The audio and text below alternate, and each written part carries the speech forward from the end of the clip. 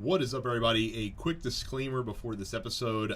My audio was really jacked up for this recording. It might still sound a little jacked up here as well. Carrie and Micah sound fine. They're pretty good, but you do have to deal with crap audio from me for this episode. So my apologies, but on with the show.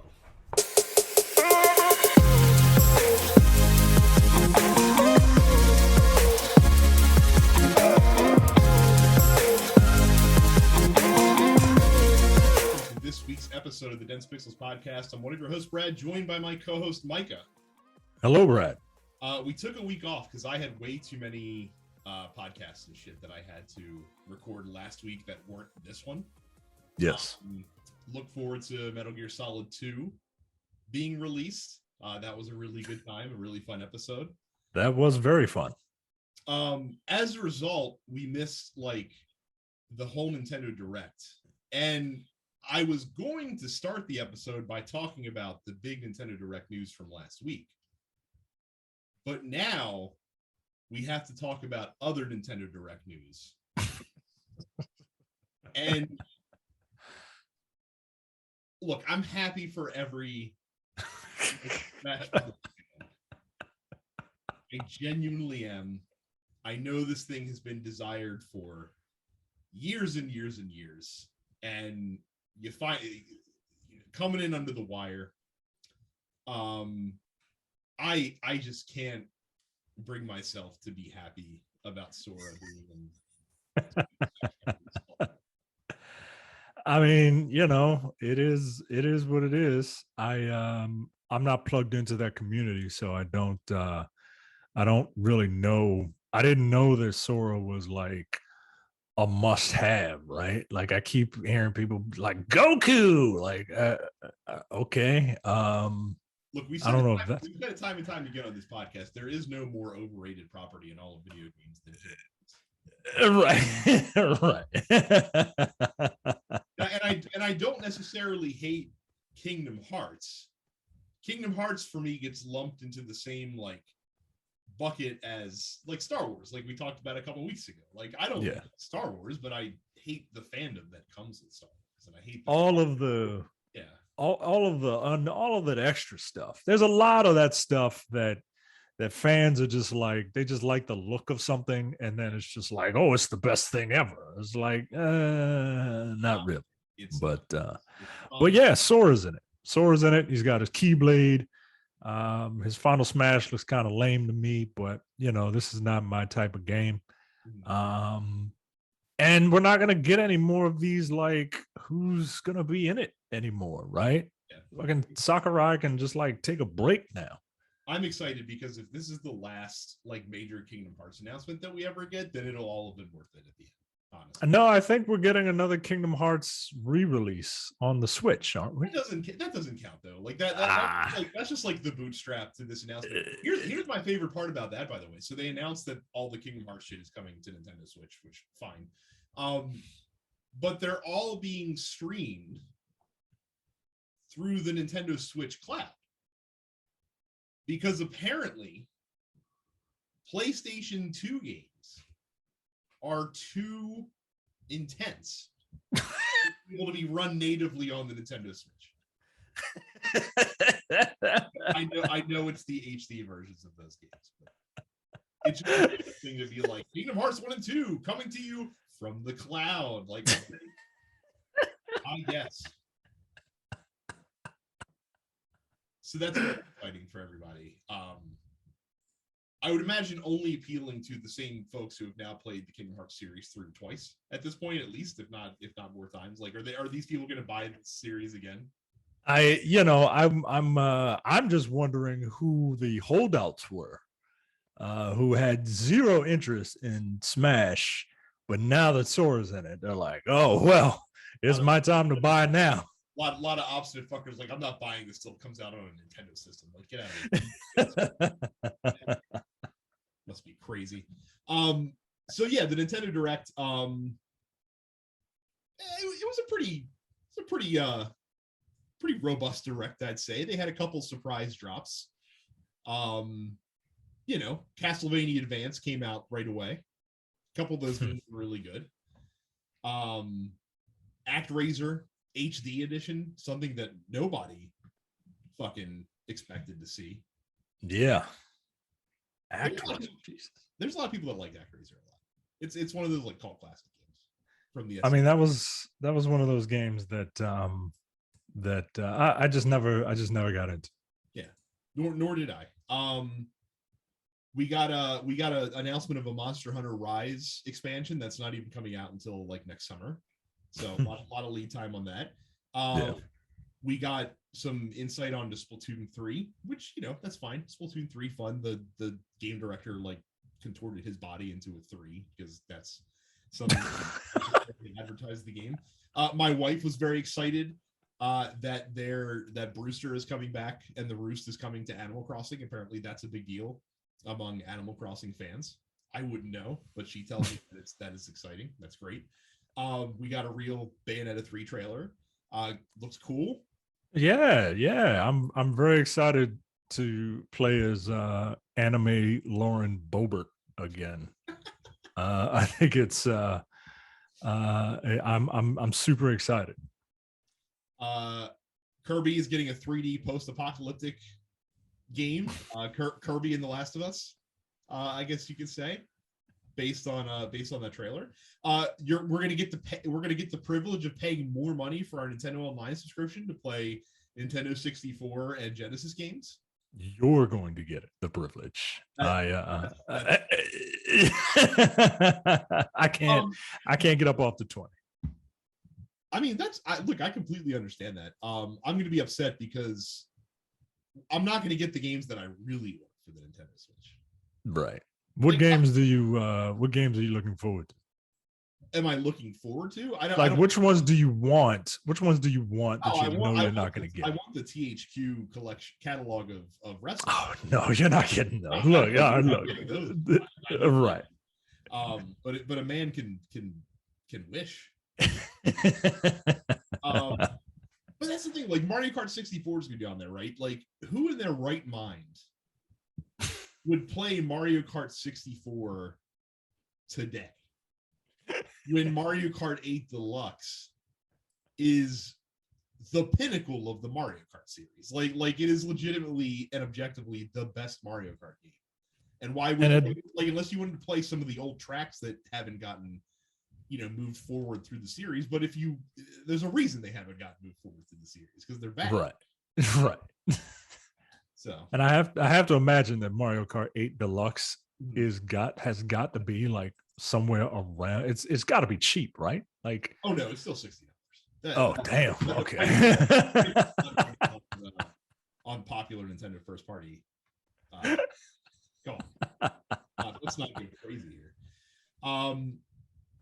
But of course, the big news that got announced, the only thing that anyone was talking about after this presentation, was they announced the cast of the Super Mario Brothers animated DreamWorks feature film that's coming out. What is it? It's end of this year, right? I think so. Yeah.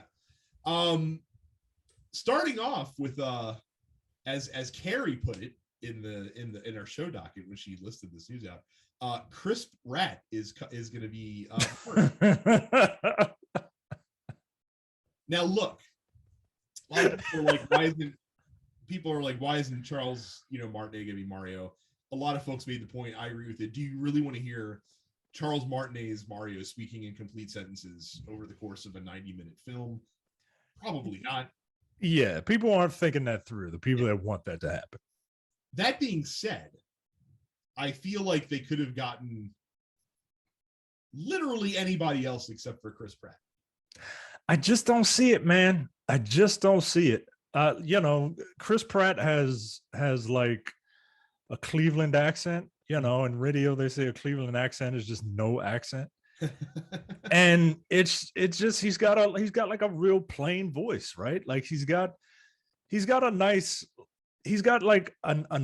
voice, but like in voice acting, like people who do commercials, they don't want announcer voices, right? They want like Cleveland voices, Cleveland accents. They like it's your buddy trying to sell you something, right?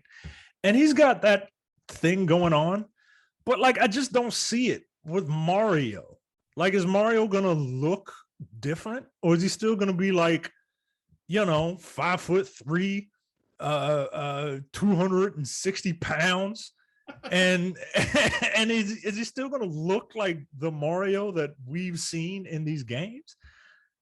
I gotta tell you, I never thought that I'd see the day where the 1993 live action Super Mario Brothers movie is the premium casting for a Mario property when it comes to Mario. Because look, I like Charlie Day a lot. I just don't see it. I don't see Luigi. And this is probably been conditioned to like hear their voices how we hear them. Right. But at least John Leguizamo and Bob Hoskins could pretend like they were Italian, even though they are very much not Italian. Yeah, like Bob Hoskins in particular is like he threw on that accent, right? But it because for you young kids who don't know the origins of the Super Mario Brothers, they're plumbers from Brooklyn, right? Like so Bob Hoskins, he read that and he was a great actor, so he was like, oh, okay, I'll put on a New York accent. John Leguizamo, I don't know where he grew up, but I have to imagine it's also from New York as well. Yeah, it's probably somewhere from New York, right? Because he says Mario instead of Mario, right? And everyone from New York says Mario. So yeah, they sound like they were from New York. I just don't, I don't get it, right? I don't see it. And with Charlie Day, I feel like Charlie Day is just gonna be a little too wacky for Luigi, man. Yeah, Luigi's kind of wacky, especially in his Luigi's Mansion games and stuff like that. But there's a dark side to Luigi. You know what I mean? It's Luigi's got serious road rage issues, man. Don't mess with that guy, man. He's always been in the shadow all his life. I'm very curious, man. I'm very curious to hear what this is going to sound like. Anya Taylor-Joy is Princess Peach. I don't know who this is. The Queen's Gambit woman. I don't know if you've heard of. I haven't actually watched Queen's Gambit. Yeah, and she was in one of them X-Men movies apparently. You I don't know. Jack Black is Bowser. That actually is somewhat promising. I'm actually fine with that. Keegan-Michael Key is Toad. Could be fun. It could be fun, but again, Keegan-Michael Key is the type of person that I think is a naturally funny guy until he's trying to be funny. I got you. Then he turns it on just a little too much. You know what I mean? Yeah. Charles Martinet is going to be there. I also enjoy my favorite part of any Nintendo Direct, honestly, and especially when they do stuff like this, is kind of the lost in translation aspect of when they're writing copy and how it comes across when it's translated to American, because they're like, Chris Pratt, he's such a cool guy. Look how cool Chris Pratt is. That's gonna be awesome. It's just so corny. Just let Bill Trinen write that shit. Come on, don't make him let him touch it up. So that was fun. I can't wait till this comes out. It's who knows? It could be fantastic. My hopes aren't high. Look, my hopes are high, but I will see it. I will see it just because Mario has been a fixture in my life growing up. So I feel obligated to see it. My family and I, for Halloween, we're dressing up as the Mario Brothers and Princess Peach. But my wife didn't want to wear the gown, so she's wearing Princess Peach in her tennis outfit because she just didn't want to wear a dress, that big dress. I mean, look, can't complain. You should have just gone with the whole Mario tennis. You could have done the Mario sports. Yeah, that's what we should have did. That's what we should have did. So look, I've been dying to hear your thoughts on Deathloop. Yes, you've actually played it a bit now, so yes, because I'm getting close to the end. I haven't really played it that much over the past week, but I feel like I'm getting close because I've kind of solved most of the critical loops essentially so far. So I think you are right when you said that this game is very like easy to pick up and put down and come back to. I've been doing that, but I do like the game. I think it handles pretty well. Um, I think it's a smart game with like dumb AI, but at the same time, by design though, because I don't think I think so. Yeah, because I don't want to get too frustrated because it's a puzzle game first and foremost. Like it's first person shooter, but like it's first person as a puzzle game disguised as a first person shooter, right? And I can't imagine like having to do a bunch of stop and pop gameplay while trying to read these things and figure certain things out. So I do enjoy the balance. Plus it's just fun to play. I feel like you can become overpowered very, very quickly in that game. I got the slab that links mines together, and I feel like you're pretty much unstoppable with that. I like that's the first thing I saved, and if I can find a silenced gun, I'll be good to go. I have a sniper rifle that I like using, and I have one of the 4-pounders, but this 4-pounder has a perk on it where if you pull the trigger, the bullet doesn't come out immediately. It's delayed, but it's a more powerful bullet. And for mine has an explosive charge linked on it as well, so that if I miss the headshot and I land the body, it'll still probably kill them, but it just makes sense, obviously. And I like that 4-pounder because like I'm not a short shot, right? So if I pull the trigger, it's just a half a second before the bullet comes out, and that gives me enough time to like adjust so that I can get headshots. And even if I can just get a body shot, it's a souped up bullet, so I can shoot them in the body and they'll probably die. One thing about the game that is a little bit anticlimactic is the assassinations of the actual targets. The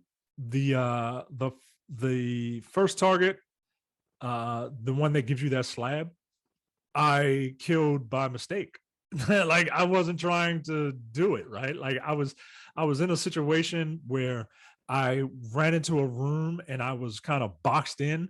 So I threw a proximity grenade and I was fumbling around, and the proximity grenade ended up killing the initial person. And then the target was right next to her because they were trying to get me. And oh, okay, congratulations, you did it. I'm like, oh, okay. That was a little anticlimactic. That happened to me as well, because like when the one target in the mansion, you can draw him out by cutting off his favorite beverage.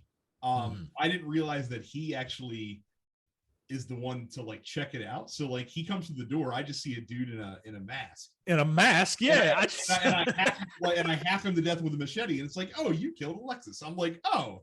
Okay, I didn't realize that it would be him. Like, I thought he sent a grunt to do his dirty work.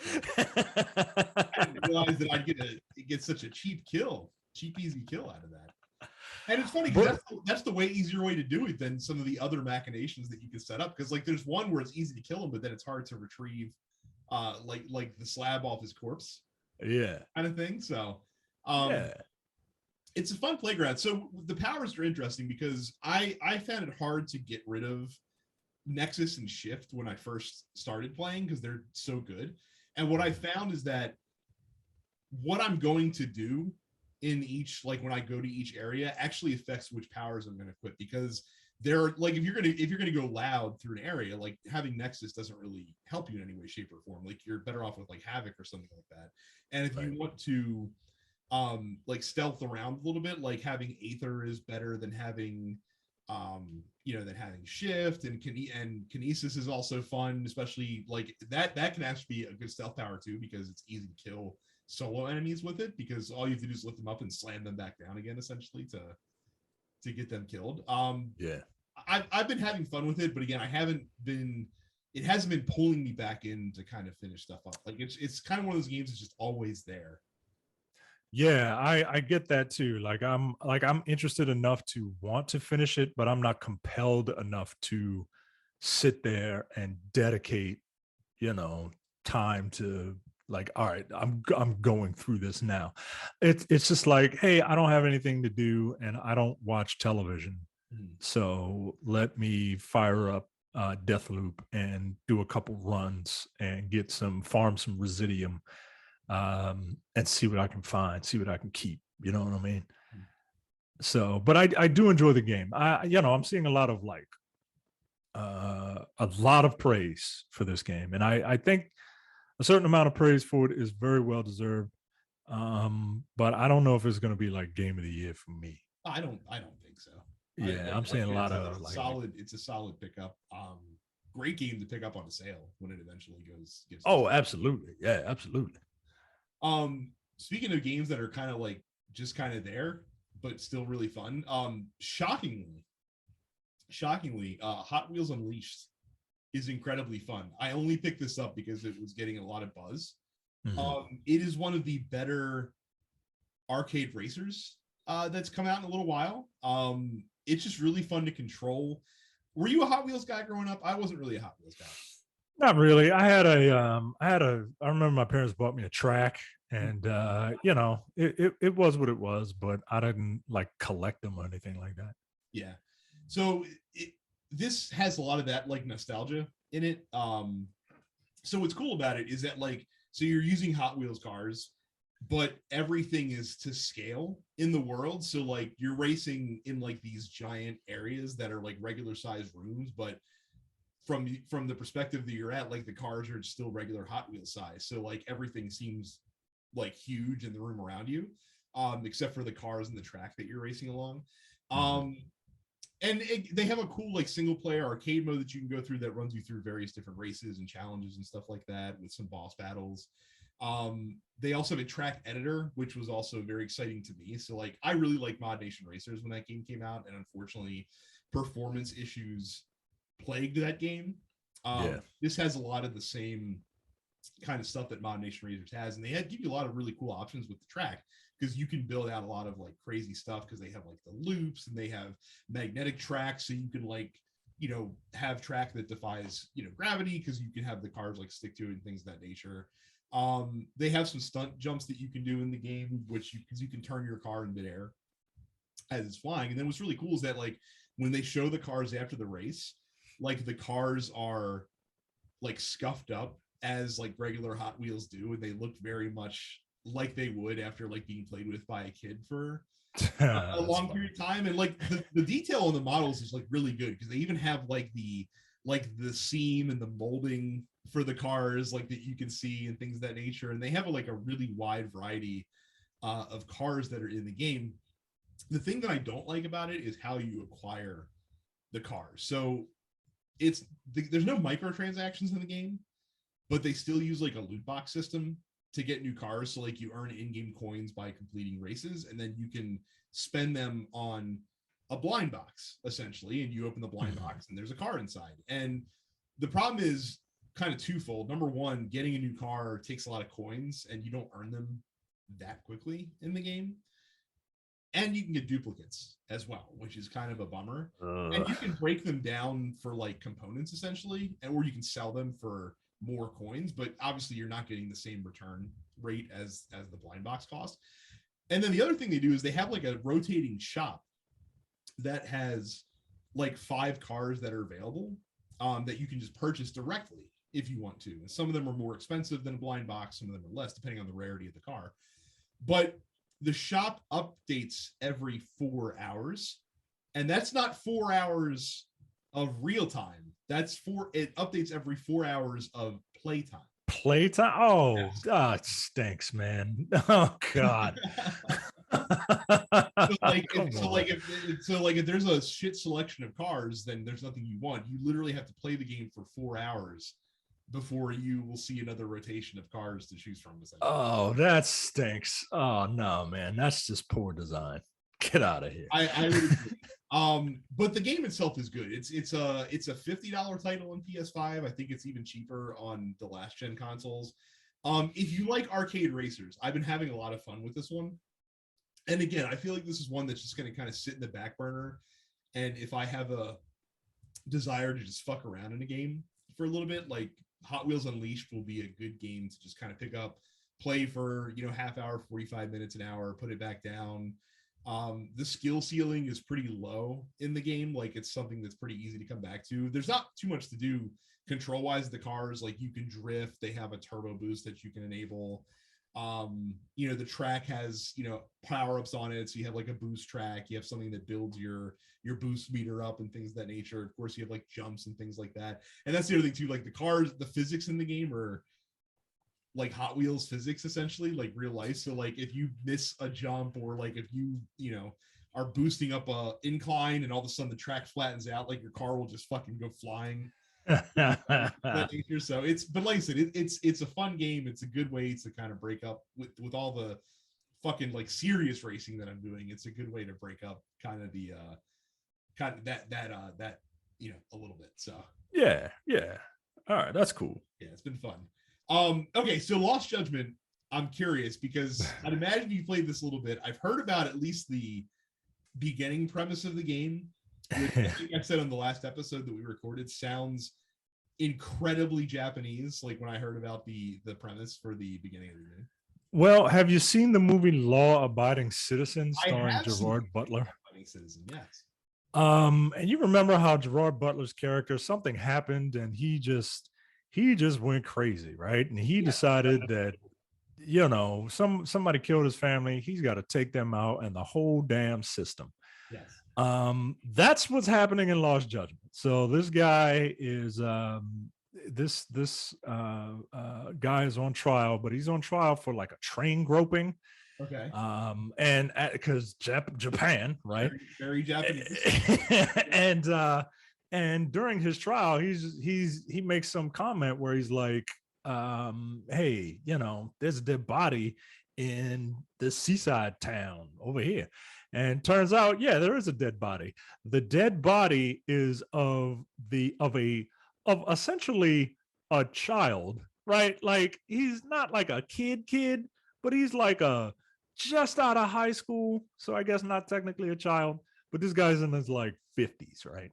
There's the decaying body of a young man who, it turns out, that young man was picking on that guy's son and drove him to suicide.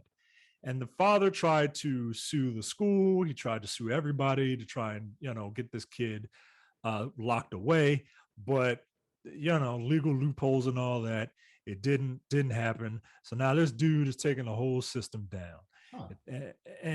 And you play as, Yagami, and you're trying to figure out, you're trying to get to the bottom of everything. It's an interesting premise. It's got a couple twists and turns in it. It's also like very much just more Judgment. And people get on like Hideo Kojima for his very, very long cutscenes of nothing happening. We got to put RGG Studios in here also, because like there are points where you just like walk from point A to point B, and then here's another 15-minute cutscene. Yeah, and it's just like, it's an interesting enough story, but that's something that you got to be into that story. Probably there are a good thing then that this didn't take place in Korea, because if that was the case, then the guy would have kidnapped the child, locked him in a hotel room for 15 years, released him suddenly, tricked him into having sex with like, his younger sister or something like that. That's my favorite foreign film, man. That's my favorite foreign film. I love Old Boy. And this dude killed that like, this dude, spoiler alert, this dude killed the guy, the kid who drove his child to suicide. But he did it at the same time as the train groping. So that's the rub, right? Like, how did he do this? How did he commit this perfect crime? There are a couple different mechanics. There's a whole new fighting style. So in the first game, you had two different fighting styles. One that was more suitable for groups of enemies and one that was more suitable for single targets. They have a third one, which is the best one, where it's all about like parrying and avoiding getting hit. I mean, it's you have a parry, like, and then the parry you if you link the parry, which is just one button, and it's not like super strict on timing, you can turn a fight around instantly. So there's that. There's a little skateboard that you can drive because there's a whole lot of running around in that game. But it's just more Judgment, like to the point where in the first Judgment, there's a female lawyer that works for the law office that you used to be a part of. In the first Judgment, there was a mission where you had to kind of doll her up and play dress up with her to get her to infiltrate some organization. And I'll be damned if in Lost Judgment you don't play dress up with that same character to essentially do the same thing, like infiltrate an organization. It's a honeypot for all of you spy fans. So it's more Judgment. If you like Judgment, yeah, go ahead and get this. And if you're curious about it, if you like interesting stories but like light on gameplay, I would check it out. You don't need to have played the first Judgment to kind of get into this one, but it's a very Japanese game. Like if you're a weeb, go ahead and get this game. You'll really enjoy it. But if you're not, like, stay away. I've also been playing Eastward, which is a new game that came out for the Nintendo Switch recently. This was getting a lot of buzz because a lot of people were getting some Earthbound vibes from it, and I can kind of see where that comes from, just in the art style, and there's a bit of like the characters are kind of Earthboundy. It doesn't have like the irreverence that Earthbound does. The gameplay is honestly more like a Secret of game, or like a mana game essentially, from the 16-bit era. So it's an action RPG. You play a man who lives and works in this underground society, which is kind of closed off from the top side because there's like a rumor that there's, like it's a fucking ruinous landscape on the top side essentially. And you find this girl in the mines and kind of take her in as your adopted daughter. And the kind of plot starts there and kind of goes on. Takes a very long time to kind of really get into the plot proper and to kind of find out the premise behind this game. Like I've been playing for 6 hours and I just came across a scene that started to reveal the bigger, like, overarching story in this game. So you have to stay with it for a little while. But it's been good. The gameplay's super simple. Again, it plays like a mana game, also kind of like a Zelda game, because you have these small dungeons that have environmental puzzles that you have to solve, and it's very Zelda-esque in that way. Maybe not with all the backtracking and stuff like that, because Zelda has a lot more of that than Eastward certainly does. But the soundtrack is cool.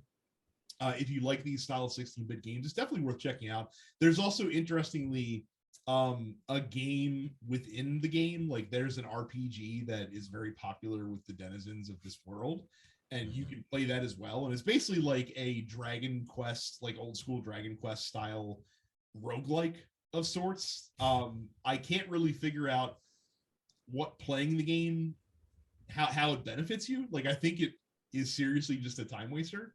And then they have a gacha game that you can get, like gacha statues that give you items within this game within the game as well. But again, I don't know. I have yet to come across the real benefit of playing this meta game that exists within Eastward. They also have a cooking system that they shamelessly ripped off from Breath of the Wild as well. So like if you like the cooking in Breath of the Wild, then you'll like this because it is literally the exact same system with the exact same rewards, where like a meal that you cook will give you not only a health replenishment, but also like buff one of your stats for a period of time. It's a good game though. Like I said, it's on the Switch. It's like $25. I'm having fun with it. Again, not a game that I feel like it's one of those games that, like, it's easy to play for half an hour because you can get to like the next checkpoint essentially in a half hour. But I find myself getting like I intend to pick it up for a few minutes and then I get sucked in, and I end up sitting there playing it for like an hour and a half kind of thing, which is always a good thing to go with. Yeah. Before I read down this massive list of games that have come out over the past 2 weeks, why don't you, Micah, tell us about some of the other cool things that you can do in and around TMP Studios? Oh, like go to densepixels.com/fans and join our Discord. If you do that, you'll be opened up to a whole new world of social media, one that doesn't thrive off of hate and has people willing to blow whistles about it. And then that social media website goes down conveniently for 6 hours as it tries to do whatever it wants to do. No, our Discord is actually really fun. Like, I was very resistant to Discord because I'm old and I do not like change. But I find myself using this, or just I don't use it. I check it more than the other social media sites, and it's very cool, man. You can go to a post office channel and post whatever you want us to talk about for the week, and then we'll go and take a look at it and answer it like we'll do today. We got some soccer fans here. We got some F1 fans here. We certainly have some wrestling fans here. All of that stuff you can talk about on our Discord at densepixels.com/fans. When you go to youtube.com/densepixels and subscribe, you'll see that Carrie just jumped in. Hey. And you can see Brad's new camera angle. And you can see the fact that Brad and I have ears. True. We have ears, guys. We don't have our big cans on anymore. So do you guys get fancy headsets? Was I not? They're not fancy. Trust me, they're not fancy. But I don't have ears. Yeah, no, Carrie does not have ears. Carrie does not have ears. Giant holes in the side of her head that So go to youtube.com/densepixels, subscribe, click the bell notification icon. And while you're at it, just subscribing to stuff, go to TMP, go to whatever podcatcher you choose and subscribe to all the TMP studio shows. It's hot. Subscribe to all the TMP studio shows. Look, Nerdpocalypse, Black on Black Cinema, Coming Distractions, the weekly preview episode of Look Forward. They're all there. Subscribe to them. And then while you're still subscribing, because you are just a dirty little subscription whore, and we appreciate you for it, go to densepixels.com/premium. For $5 a month, $50 for the full year, you get access to the airing of Grievances, which now that they are on Netflix and Jay is getting a slave to watch his child, we will be able to record these during the day. Indentured servant, like that. Oh, sorry, indentured servant. That's what they are when they're white, indentured servants. No Time to Bleed, The Men with the Golden Tongues. Look, Brad and I just recorded an episode of The Men with the Golden Tongues talking all about Metal Gear Solid 2 Sons of Liberty. Man, it was a really fun episode. It's a really good conversation. Is Hideo Kojima a genius? Maybe. Or maybe he's just maybe he's a psychic. I don't know. Honestly, is he clairvoyant? Possibly. I mean, I'm willing to believe it at this point. Upstage conversation in the full episode of the Look Forward Political Podcast. Look, the Look Forward Political Podcast is doing some big things, man, and they're getting ready to go to video now that one of the trio of interchangeable hosts lives in a civilization. And not, whatever Fallout 76 style area he used to live in. They're going to video soon. So that'll be very, very interesting. You can see two ugly people and Brad talk about politics. Did you hear the controversy about Seinfeld on Netflix? That the aspect ratio is all off, right? Yeah. It's I haven't watched any of it yet. 16:9 apparently, and not 4:3. So like the example that someone showed off is that like in the pothole episode, like Jerry and George are like gesturing down at the pothole, and you can't even see it on the screen. Like it's cut off the aspect ratio, which seems not ideal. I can't wait for this generation of young people to watch Seinfeld and clutch all of their pearls, because the characters in Seinfeld are despicable human beings. That's literally the point of the last 2 episodes, is that they are bad people. What's funny? Like I was talking about this at work today. It's amusing to me that Seinfeld and Friends have the same issue in terms of like representation and how antiquated they felt even just a couple years later after their series ended. However, Seinfeld, I don't feel like it's nearly as much criticism for it as Friends does. No, it doesn't. And I don't know why. They're both set in New York, right? Like they're both set in New York and both focus on upper middle class white people who are not always the best people. Look, I haven't watched Friends, not because I have some vendetta against Friends. I just never watched it, but I love me some Seinfeld. You're not white, really do. So why would you have watched Friends? Because it was a cultural phenomenon. It was a cultural phenomenon, right? Like I'm not white, but I've seen every Friends. I'm not white and I'm not a woman. I've seen every episode of HBO's Girls. So yeah, I'm a little bit of a fan of Girls. Not a fan of Lena Dunham though. I was about to say. So yeah, I'm a weird. I'm a dichotomy, guys. I'm a weird mixture of like stuff, but it was interesting enough. But we're not here to talk about Girls or Seinfeld. We have a whole podcast to talk about Seinfeld. We're here to talk about you going to densepixels.com/premium and hitting subscribe. So Carrie, we discussed the Nintendo stuff already, but I'm very but your take come on, welcome because we very much brushed over like the Kingdom Hearts thing. Oh. So Sora was announced for Smash today. Yeah.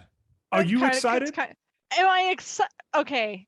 I'm excited for my friends who are Kingdom Hearts fans. That's right. You're not a big Kingdom Hearts person. I forgot. Me personally, I'm really ambivalent about it. That is not the impression that I got from your reaction on. I thought it was really funny more than anything. Earlier today with the No, I thought it was really funny. I also thought the fact that they made Doom Guy a fucking Mii Fighter skin absolutely hilarious. I mean, that's a more exciting bit of content there than Sora. There's already 2 Kingdom Hearts characters in Smash Brothers. Yeah, there are. Yeah, Cloud and Sephiroth are already there. Yeah, I mean, it's one of those things where my reaction was like, oh my god, the fucking mad lads, they actually did it. Mostly because it feels like people have been asking for this for literally the last 15 years. And they finally pulled it off. They finally opened the checkbook and paid Disney however much money it took to get Sora in there. Because notice that there's no Donald, there's no Goofy, there's no Mickey. Like even on the backgrounds in the Dive to the Heart portion of Sora's stage where there would otherwise supposed to be Donald and Goofy there, they are not there. They are replaced with other icons. So yeah, but hey, I mean, I guess if you need like a dog and a bird on your stage, you can always roll with like the Duck Hunt dog. And that Duck Hunt can be your Donald Goofy stand-in. There is no way that those characters are not going to be paired up in like a spirit battle of some kind. Oh, 100%. Yeah, so as far as Sora goes, like Sora looks like he's gonna play really fun. He's got those big floaty jumps that I feel like the platforming in the franchise is known for. But like me personally, like I'm more excited for my friends who are actually Kingdom Hearts fans, because reminder, I don't fucking like Kingdom Hearts. I played 100+ hours of Kingdom Hearts only to be like, you know what, I don't like this at all.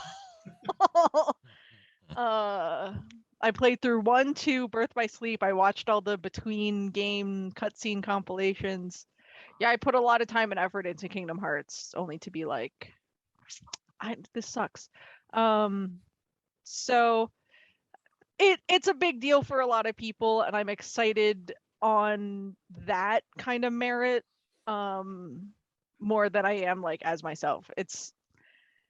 I'm probably not going to play him that much because I'm not a big Kingdom Hearts fan. I just think it's wild that they got him. Well, there you go.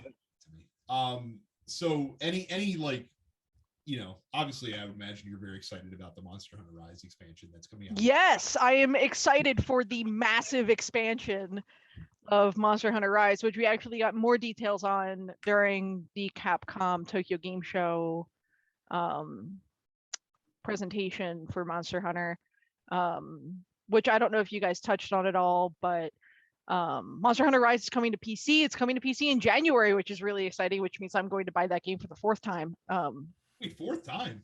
How? Yeah, because so I bought myself the physical copy. I bought a digital copy for a friend, and then I bought a digital copy for myself so I could give my physical copy to another friend. And so you bought 2 gift copies. That doesn't. But it's still, I'm still buying the game many times. So now I'm buying another copy for myself.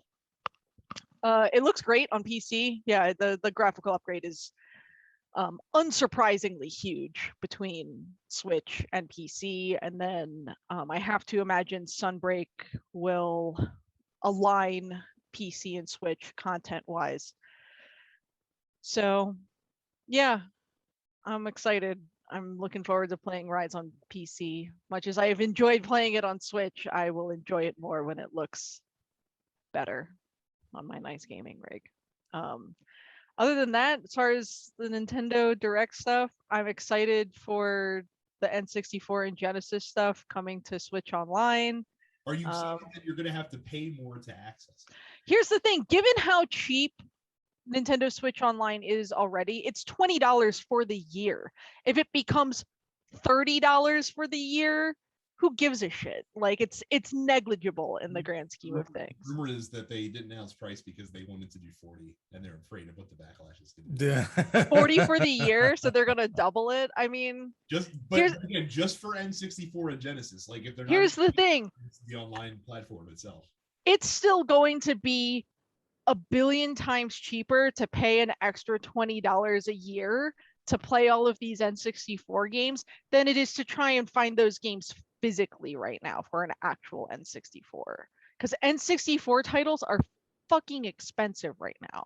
Yeah, I'll play Majora's Mask when it comes out on there. Like, I've still never played Majora's Mask. I don't feel like seeking out a 3DS, but I feel like I should, because I don't care for Majora's Mask, which I feel like is an unpopular opinion, but it's not a game I've ever enjoyed playing. So and I tried it on 3DS. I still didn't like it at all. So they're selling Nintendo 64 controllers for this also? Yeah, wireless N64 controllers and wireless Genesis controllers.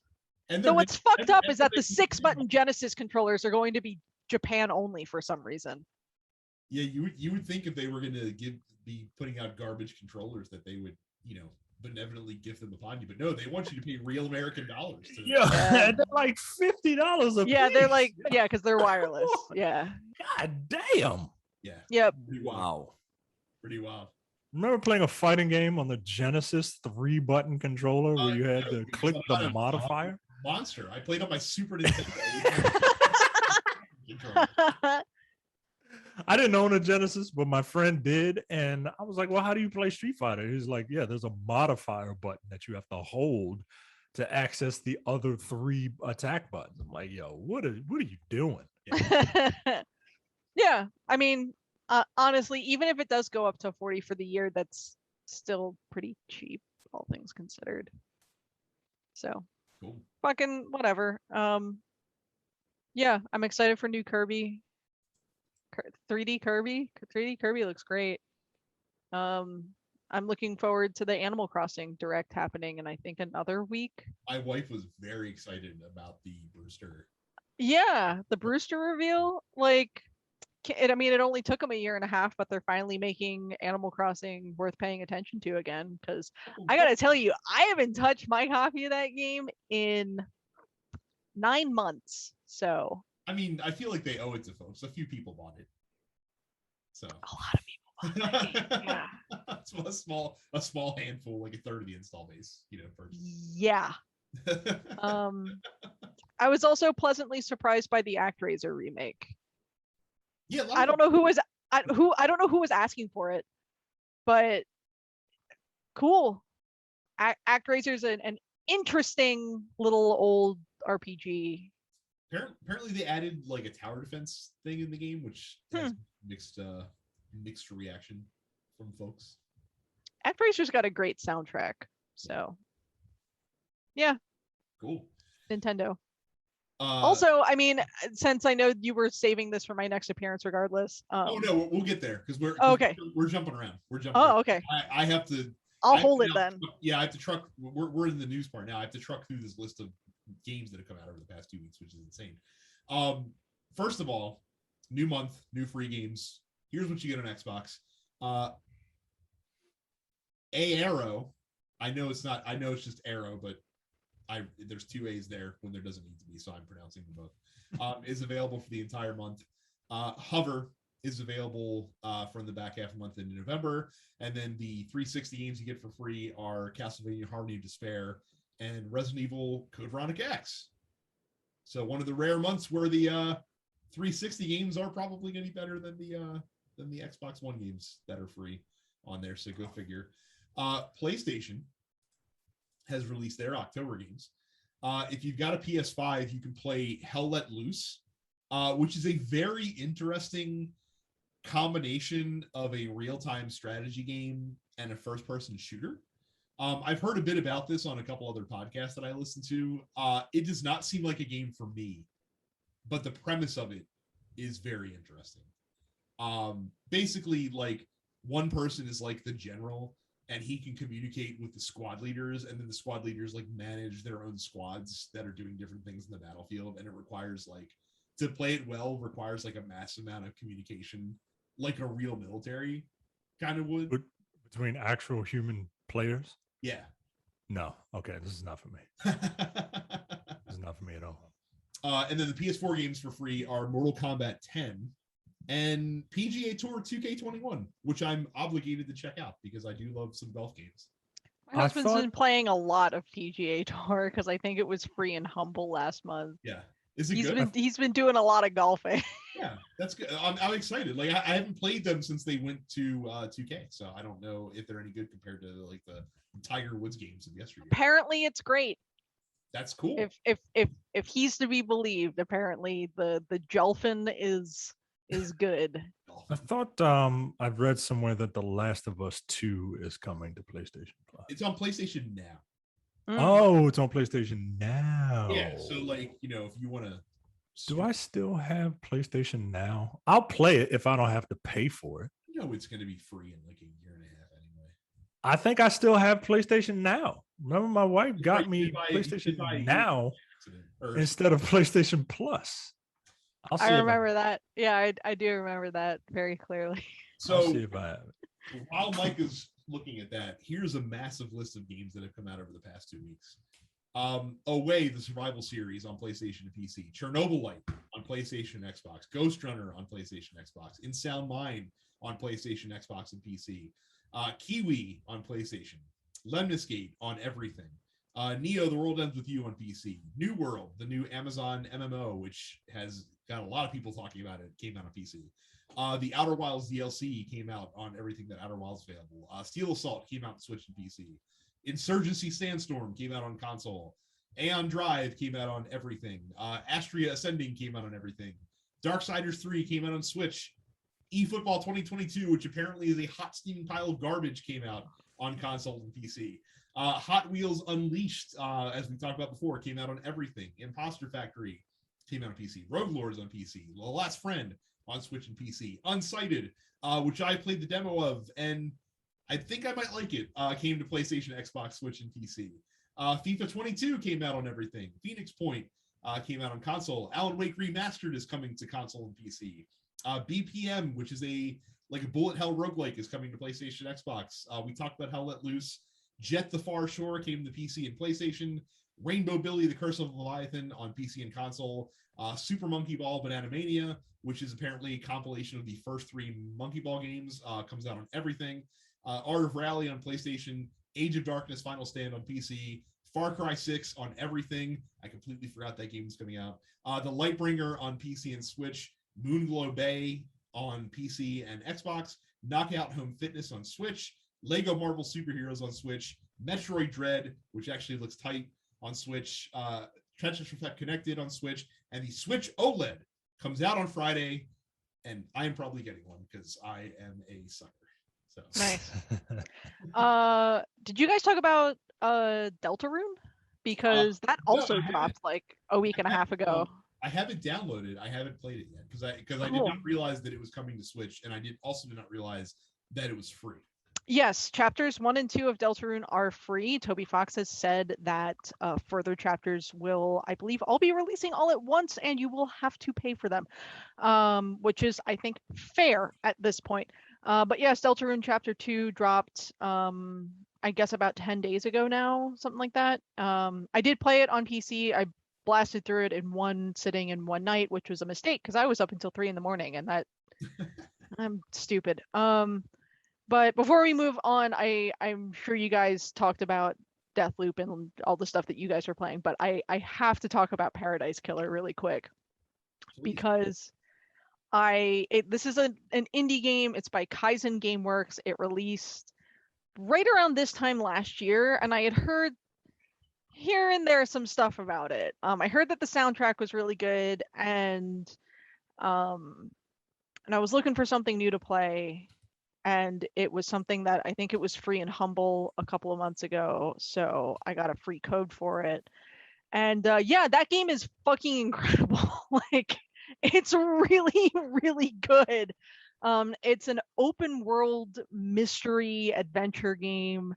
It is so it's very unlike really anything else I've played before. It has some stuff that could draw comparisons to like the Ace Attorney games, but even then, not really.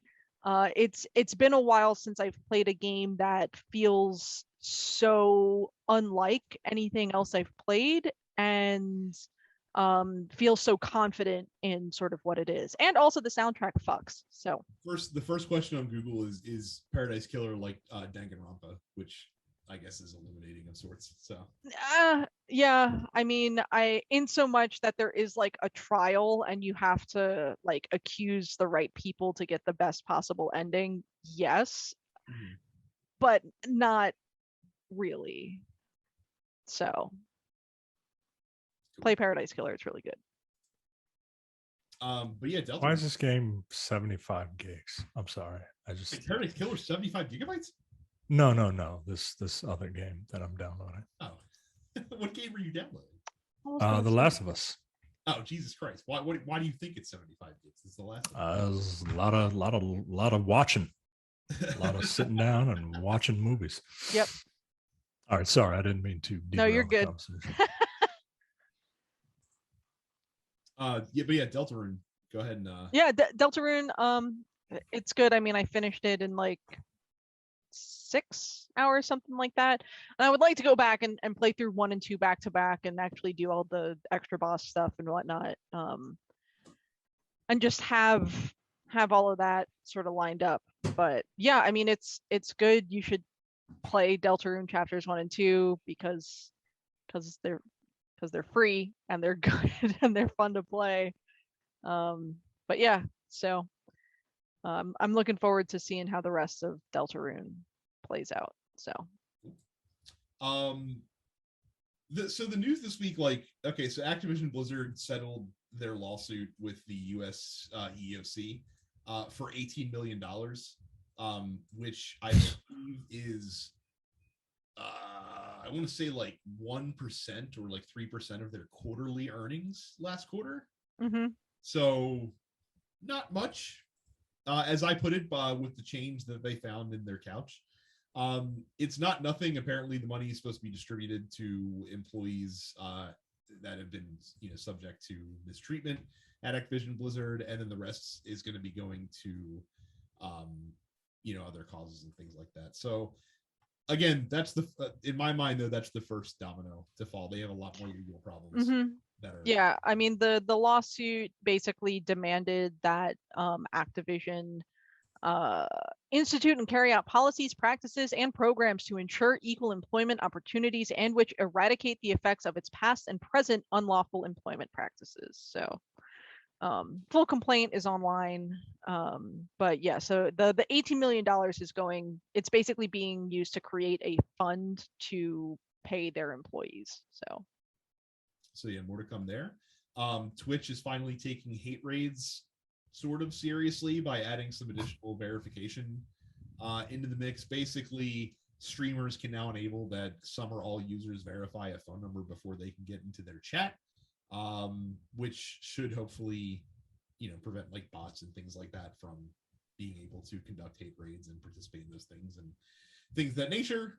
As is par for the course with stuff like that, though, is that once you roll out a protection, then the people that are used to subverting these things will, I'm sure, find a way around it of some kind. They can also add email verified chat. They can tailor their chat rules more specifically so that, like, for example, create users who have only been following for a certain period of time will need to be verified, whereas if you've been following someone for a longer period of time, you might not. Basically, they're just trying to make sure that real people are the ones doing this so that there can be accountability if you are, kick off a hate raid or participate in one or things of that nature as well. So that's good. I wish that they had been a little bit more proactive about this, especially when this first started happening, just because I feel like that their response to this was awful slow, awful delayed. And I feel like that these are easy. I mean, I don't know how easy they are to implement, but I feel like that they're common sense things that should have maybe been implemented before anyway. So.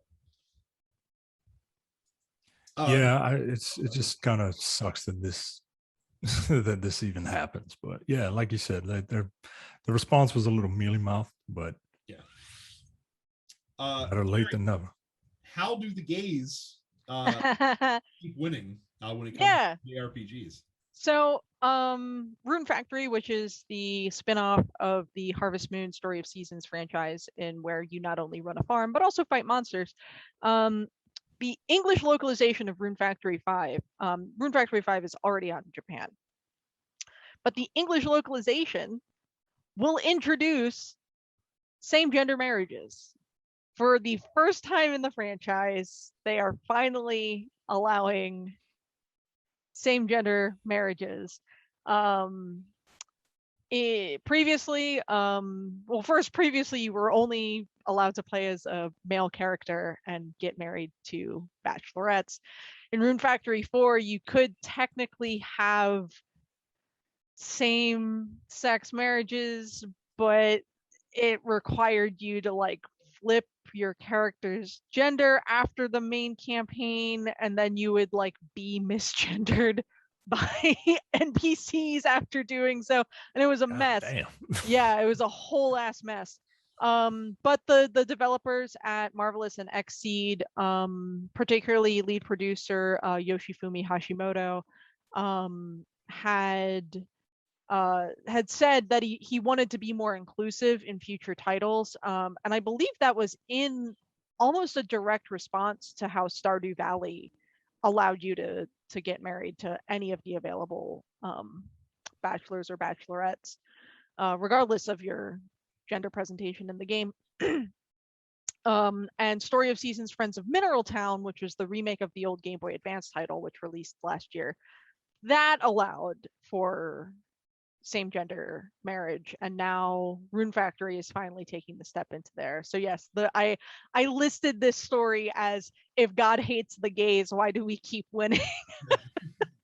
Because finally, and this feels big, particularly from a Japanese developer, because like the way the LGBTQ community is treated in Japan is still not really where it needs to be. So to see this sort of inclusivity from a Japanese developer especially feels like a pretty big deal. So good. It's the only way it's gonna like the stuff has, first of all, Carrie, keep your politics out of my video games. Second of all, the only way any of this stuff is just going to be normalized as if we normalize it, right? Like, as if it's treated as normal, which it is. So right. Very cool. Micah, would you like to tell the fine people where they should spend their money to help support their favorite video game podcast? I have a confession to make. You can do it. You can be like me, and if you shop at Amazon, you should go to densepixels.com/Amazon. When you do that, you help out the show.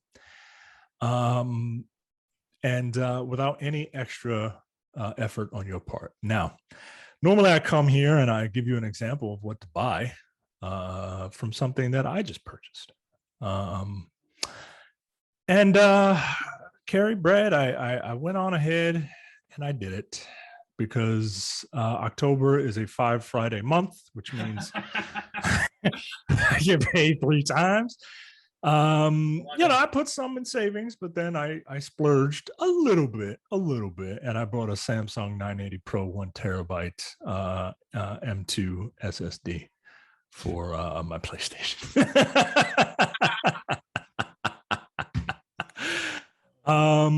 So yeah, do that. Go to densepixels.com and buy yourself some storage. Buy yourself some storage. I don't care where you put it. You can store your storage in your fucking pantry, as far as I'm concerned. But like, the bigger the better. Go get yourself the Samsung 980 Pro 1. Get yourself the 2 terabyte M.2 SSD. And get yourself a heatsink, because it doesn't come with a heatsink, and you don't want to blow up your PlayStation. So yes, densepixels.com/Amazon. If you go to densepixels.com/fans, you can join our Discord where you can ask us questions in the Dense Pixels post office. You ask your questions throughout the week. We answer them on the show, much as we're going to do with Mac Taz, who wants to know if we're watching Heels on the Stars Network. I don't have the Stars Network, so absolutely not. I don't have Stars. We used to have Stars, but the black show du jour, Power, went off the air after 3 seasons too long. And we decided that we're not going to re-up on Stars. So, and I don't want to pay for Stars, and I try my best not to acquire things by other means. So if Heels, you got to tell me if Heels is good. Like, is Heels really worth it? Because I'm not like a huge Stephen Amell fan. But I like wrestling, but I don't know if I get enough drama from actual wrestling. I don't know if I need scripted drama of scripted drama. Very cool. Daniel says he just saw an ad for a watch using Far Cry 6 in-game footage to show off the watch. As a watch connoisseur, my thoughts. So yeah, this of course came across my feed as well. Ubisoft and the Hamilton Watch Company teamed up to make a Far Cry crossover watch. So here's the thing: Hamilton has worked with a lot of properties in the past to create special editions of watches. So there was a watch that they made specifically for the movie Interstellar that wasn't like a production watch, that was so popular among watch heads that they eventually came out with like a special edition of it that matches that watch, which is a very cool watch. But the Hamilton watches, all they do is they take one of their existing watches and they just change like a small aspect and then jack up the price by a couple $100 to basically create a special edition. Fun. So I'm looking right now at the Far Cry 6 limited edition watch. So funnily enough, I actually have a Hamilton khaki field watch that is incredibly similar to the Far Cry 6 watch, which I'm holding up to the camera. If you're on YouTube, you can see it right now. So this is essentially just the regular khaki field automatic that Hamilton makes. But instead of, white numerals, they're using like what's called old radium super luminova, and they replaced it with a red seconds hand, and it comes in a titanium case. That's pretty much the only difference than what is currently available for significantly less money. I'm sorry, can you show me your watch again? Because I'm looking at the it look all right. I'm not a watch connoisseur, right? I'm not, but it looks virtually identical. So mine happens to be the day date model, which has a day and date window on it, which is a little bit fancier. But mine's also stainless steel, which normal watch cases are. Titanium's cool because it's super light, but it's not like, wristwatches aren't the heaviest things anyway. Right. Yeah. It's a fine watch. I don't foresee this like flying off the shelves because a lot of like Hamilton fans are kind of like, I personally, this is the only watch with like the old radium lume that I own. That's kind of a new fad in the watch industry that I'm kind of tired of already. Like, I don't need to own another watch with like those, faux aged numerals that you see with the Far Cry 6 watch. It's fine. I like the regular Hamilton khaki field a little bit more. Do you get annoyed as a like a watch connoisseur when some big company invades the thing that you like to just kind of piss their logo all over it? Like, do you get offended by that, or is it like, is it welcome? In this case, it's subtle because it's not like this thing has like Far Cry 6 or Ubisoft logos all over it. Like, it's just a Hamilton watch that just is slightly different. But is it just too gimmicky? Like it's ultimately a good thing, I think, because it's exposing the brand and the watch to a lot more folks that might not normally be inclined to get it. Like I said, this is tastefully done. There's definitely promotions that are not as tastefully done when it comes to things like this. And so this is not bad. I'm looking at Hamilton watches, and I'm just like, they're just like, I Googled Hamilton watches, right? And I don't know what you do for a living, but are they hiring? Because some of these watches, they all look very nice, but they are a pretty penny. Would it hurt your feelings to let you know that Hamilton is actually like an entry level? Like, are you serious? Like, God damn.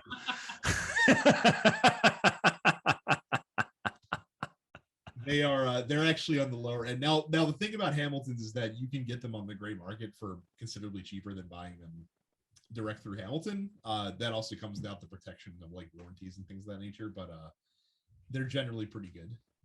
Also, their resale value is also like, you can buy a used one for pretty, like, about half or a little more than what most of these go for at retail.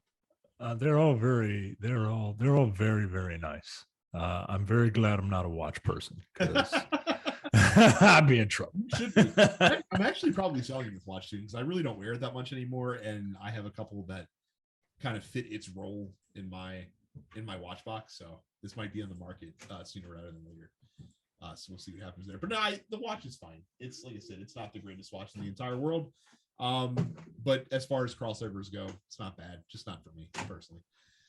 Johnny asks Carrie, should he bother with the Jujutsu Kaisen anime, or is he falling into an overrated trap like Evangelion? Also, side note, why did you not warn Johnny about Evangelion? Okay, for the record, I've never once recommended anyone ever watch Evangelion because it's not very good. People think it's really good. They're like, oh, it's so deep. Like, it's not deep. It's just written really poorly. Said the same thing about Kingdom Hearts. Oh, it's not that you just don't understand it. No, I understand it completely. It's just written fucking badly. I have a master's degree in professional writing. I think I know how to spot good writing when I see it. This ain't it. Yeah, Ava is one of the most overrated franchises on the planet. I don't know enough. I haven't watched Jujutsu Kaisen, so I can't really say one thing or the other about it. I have friends whose opinions on anime I trust, and they seem to enjoy it. That's all I'll say about it. Is yeah. It's new, at least. It's, I don't know. It can't be any worse than fucking Attack on Titan anyway, which also sucks. If you like Attack on Titan, your tastes are suspect. Well, Yeah. I think it's just these new anime fans, right? Like I'm not in either camp. I like what I like, and I usually like dumb shit. But I remember watching Evangelion 20 plus years ago and just didn't get what everyone else thought of it.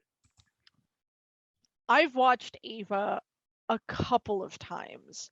Once when I was like really young and like just getting into anime, and then again when I was in like college.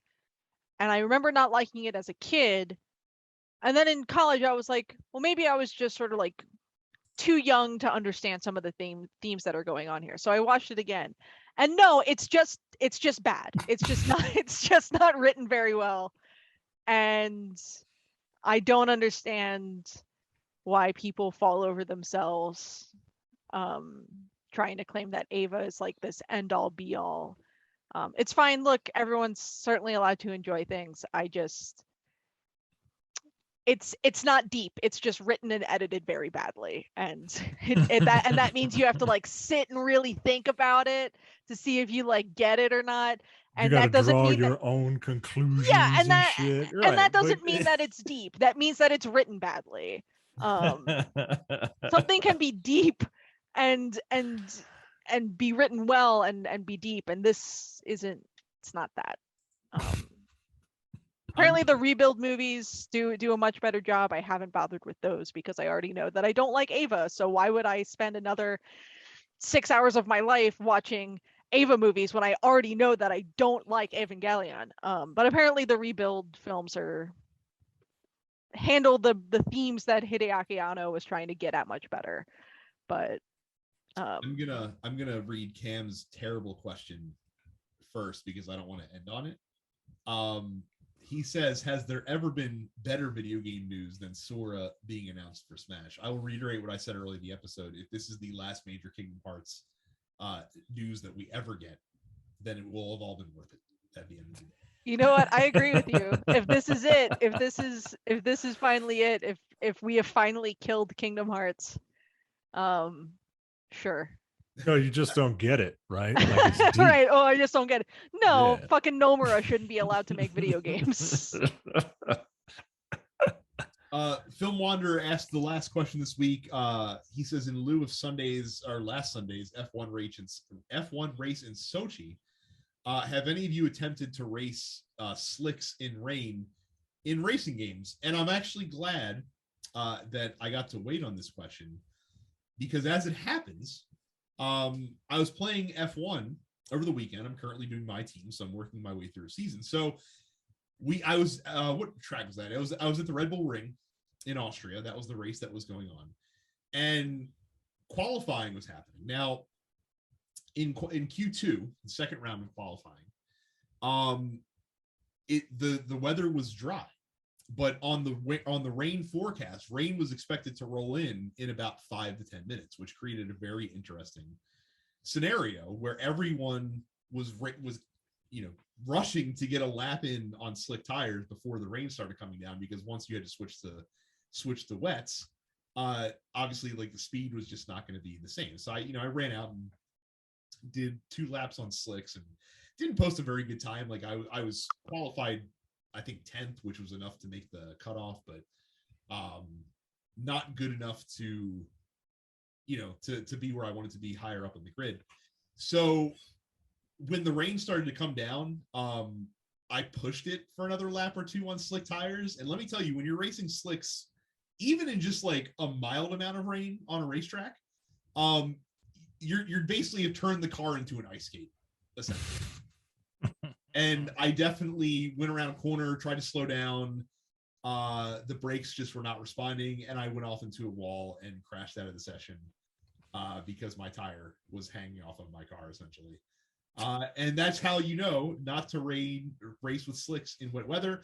How Lando Norris in IRL did not crash his car into the barrier, I will never know.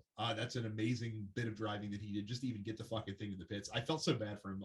I don't know, Micah, if you watched it, or Carrie, if you even saw anything about this. But basically, Lando Norris, who has never won a race, he's about 21 years old, was leading the race in Sochi, with about 5 laps to go in the race.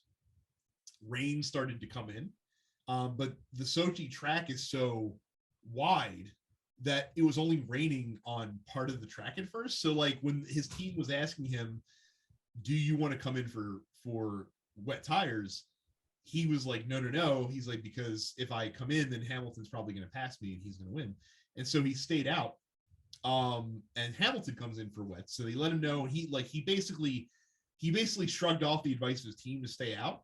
And it would have been like a really legendary thing if he had been able to pull it off. But then with like 3 laps left, the rain actually started to come in and he just couldn't keep the car on the track. And so he had to go in for tires at that point. And because he stayed out so long and he had to like basically limp back to the pit row, he ended up finishing 7th in the race when he had a guaranteed podium if he had just gone in for wets. So very heartbreaking, very sad, but he's a young man. He'll have plenty of other opportunities, I'm sure. Yeah, that's youth and hubris talking right there. Absolutely. You know. But like, it was just interesting because like that weather coming in just at the very tail end of the race like completely shook up the entire grid. Like there were so many position changes that happened over the last few laps. It was just a wild ending. It was actually a pretty good race. And Sochi, not historically a good track for good racing. So that was a good little F1 weekend that we had there. So that is it. Thank you guys very much for submitting your post office questions. Again, don't forget to go to densepixels.com/fans to join the Discord. Subscribe to us wherever you get your podcasts, as well as all the other TNP Studio shows. I just did Coming Distractions last week where I reviewed No Time to Die, so you can check that out and then wait for the very excited review on Men with the Golden Tongues at some point here soon. YouTube.com/densepixels for YouTube. Make sure you go to Suffix Carrie on Twitch so you can follow her. Extra Life is about a month away. Yeah, I might actually be doing some streaming this coming weekend, actually. I don't know what I'm going to play. I might do Paradise Killer again, or I'll play Deltarune 1 and 2. Yeah, and please like my band on Facebook, YouTube. If you like listening to the Men with the Golden Tongues, I just posted a new video of us playing the theme from GoldenEye 64, the Bylamore Dam theme. So I'm actually very excited to listen to that because I really like that opening level song. Yeah, iconic. It's great. I like to think we nailed it. So please check that out. We're at facebook.com/quicksaveband. And fingers crossed that we get like a bar spot at MagFest this year. So you can follow me at DensePixelsBrad. You can follow Terrence at Apparition410. And that is it for us this week. We appreciate you guys listening and watching. We'll see you all today. See ya. You're watching the Dense Pixels YouTube channel. Click the subscribe button while you're here and make sure you check out our weekly podcast where we discuss the latest gaming news and our impressions on what games we've been playing.